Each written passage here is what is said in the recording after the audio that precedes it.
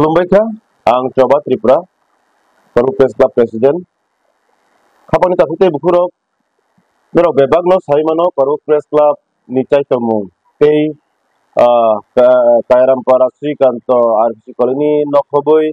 tui puma tui rumah nokoboi kwai phani dal dal kami amtuni lukurok no jai tegui tongi tongo tapu biromini Tripura ni mangkati khulana thangkene Tini sak jora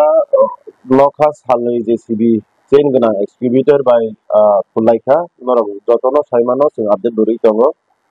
Kokhyaboti haise tini ni update sing bebak saimano tini weather kisa hamthaya tini ni weather kisa hamthaya weather report bosing nai nemani tini Saturday 21st September 22nd September 23rd September watei tongnai Kebang lima jora-jora kebang nai jora-jora kisang nai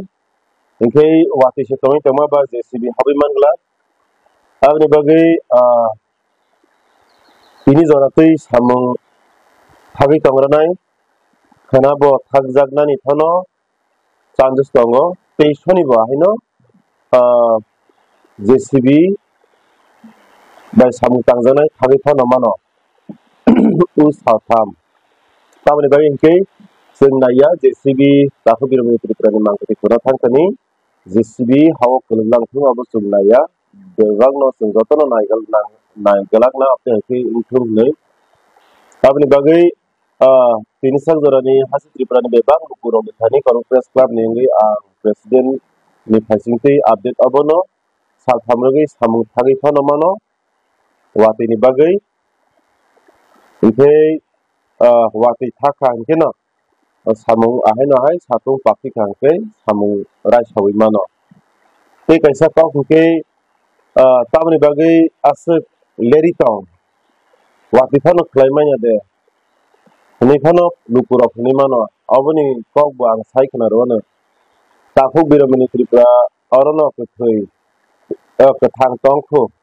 hingke hiya khoba hne jesuk mansak jeng chai toklai phano naileman thamung phiaba Tui bekering kongsapang jik khosonani bagai jeng bebak no sai togoi tongma bai tijak singkha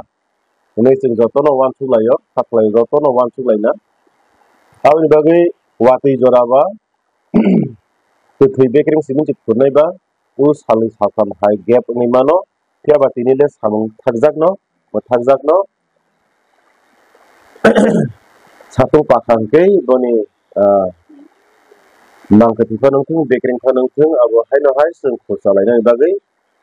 sai tok lai khilai asuna tinini simin tinini update haifono salbrum no on behalf of Koru Press Club ang bebak hasi Tripura lukurong no update dewi tonani bagai chai tok nai jotono hambai te khulumbai kya